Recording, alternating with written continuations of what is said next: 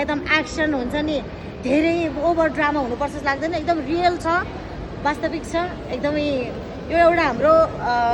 नेपालको चित्रण हो भन्छु म ओके ढासढुस छैन तर पनि दया हाङ र सौगातीको ढासढुस परै छ त्यो त कस्तो हुन्छ नेचुरल ढासढुस छ क्या त्यो एकजनाले हानेर 10 जना 12 जना उड्ने ढासढुस छैन नि त लडाइँ त्यस्तै नै हुन्छ अनि रियालिटीमा मिचुको सम्बन्ध कस्तो लाग्यो त यो नेचुरको सम्बन्ध चाहिँ अलिक ग्ल्यामरस नै लाग्यो मलाई कति ठाउँ रुनु भयो ज्योतिजी हजुर कति ठाउँ रुनु भयो म किनकि तपाईँहरूकैतिरको अब अलिकति कल्चर पनि मिल्यो होइन हजुर, त्यो हुनाले पनि आफूलाई रिलेट गर्यो होला नि त धेरै कुरा। हजुर एकदमै धेरै रिलेट गर्छु म चाहिँ लास्टमा चाहिँ म दया हाङ राईको